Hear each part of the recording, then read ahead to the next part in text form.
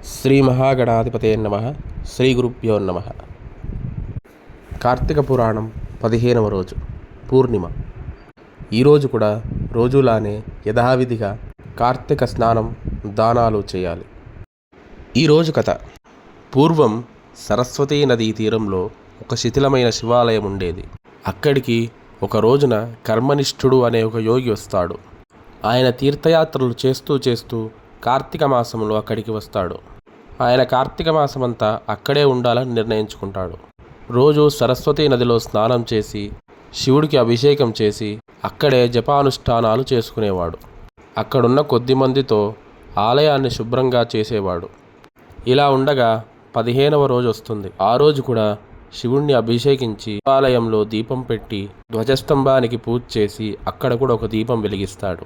ఆ తరువాత ఆలయంలో అక్కడక్కడ కూడా కొన్ని దీపాలు వెలిగించి జపం చేసుకుంటూ కూర్చుంటాడు. ఈలోపు అక్కడికి ఒక ఎలుక వస్తుంది.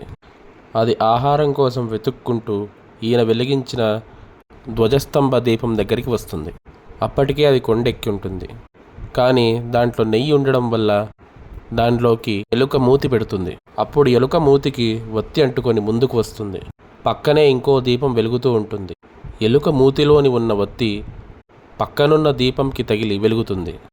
అప్పుడు భయపడి ఆ ఒత్తిని ఎలుక కింద వదిలేస్తుంది. అప్పుడు వెంటనే ఆ ఎలుక కాస్త ఒక అందమైన పురుషుడుగా మారిపోతాడు.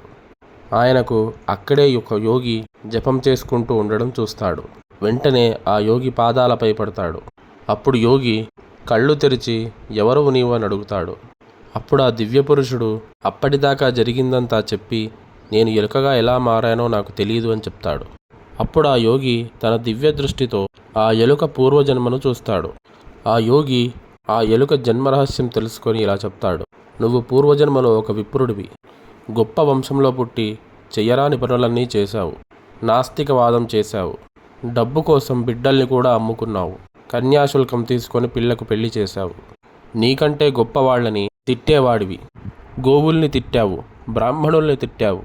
సదాచారపరులను నిందించావు. ఇలాంటి ఎన్నో పాపాలు చేశావు. ఘోరమైన మరణం పొందావు. తరువాత నరకానికి వెళ్ళి అక్కడ కఠినమైన శిక్షలు అనుభవించావు. తరువాత చాలా జన్మలెత్తి ఇప్పుడు ఈ ఎలక జన్మెత్తావు. ఈరోజు కార్తీక పూర్ణిమ. నేను శివుడికి చేసిన 1,00,000 పత్రి పూజ చూశావు. దానితో పాటు కొండెక్కిన ఒత్తిని పట్టుకొని మరొక దీపంతో వెలిగించావు. దానితో శివాలయంలో దీపం వెలిగించిన పుణ్యం వచ్చింది. దాంతో నీ పూర్వజన్మ పాపాలు పోయాయి. ఇక్కడికి దగ్గరలోనే నువ్వు పూర్వజన్మలో నివసించిన ఇల్లుంది. అది శిథిలమైంది. అక్కడెవరూ ఉండట్లేదు. ఆ ఇంటి పెరటిలో పూర్వజన్మలో నువ్వు చాలా పాపపు సొమ్ము దాచావు.